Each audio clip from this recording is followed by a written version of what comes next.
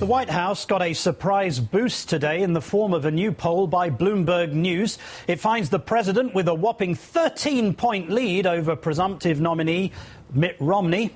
That's bigger than the lead he's running in most other surveys, and that's why so many pundits are arguing that it may be too good to be true. Nevertheless, the poll points to core strengths in the president's re-election campaign, strengths that could make all the difference in a close race, not least among them. Likely voters say that if they have to get stuck on a long flight, then they'd rather be sitting next to the president than Mitt Romney.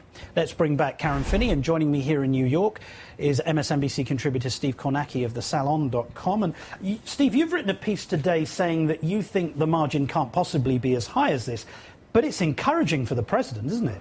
Well, I think it is from this standpoint. You know, if you want to find out where the real margin is in a presidential race, I think the best thing to do is to look at one of these places that sort of aggregates all of the polling data out there and comes up with an average. And if you look at the average, Obama's about 2 points ahead of Mitt Romney. Now, if this poll today happens to be the start of a trend, then that average will tick up over the next week, and then we'll say, well, there really is something there. But even if we can put that one aside today and you look at that 2-point average, you know, overall, a 2-point lead for Obama right now and an average approval rating for Obama of about 48%.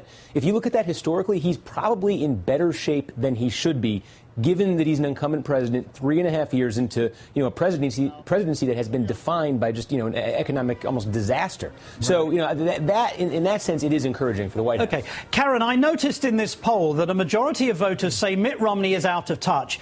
I may have some clue as to why. Take a listen to this, Karen. OK. Of course he's out of touch. He's out of touch in part because he never had the experience of working in the private sector and seeing what it takes to start a small business, how a business decides to grow, when they decide to shrink, when they decide to send jobs overseas. He doesn't understand that.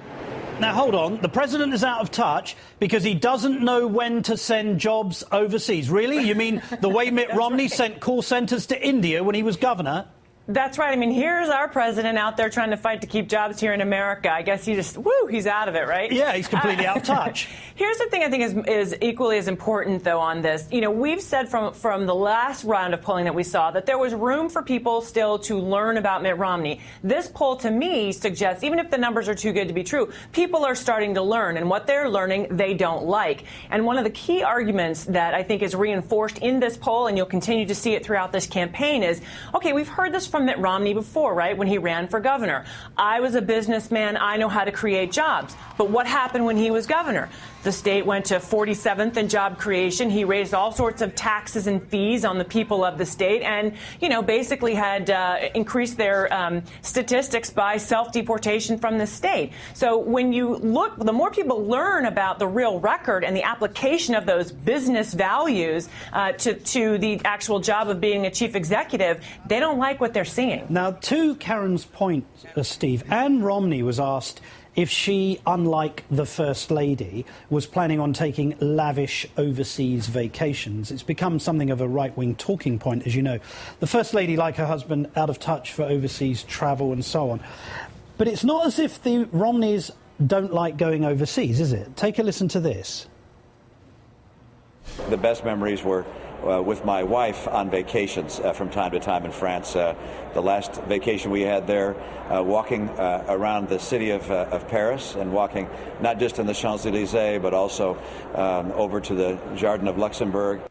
Now, the Jardin of Luxembourg, I mean, you have to give credit to the man for his French accent.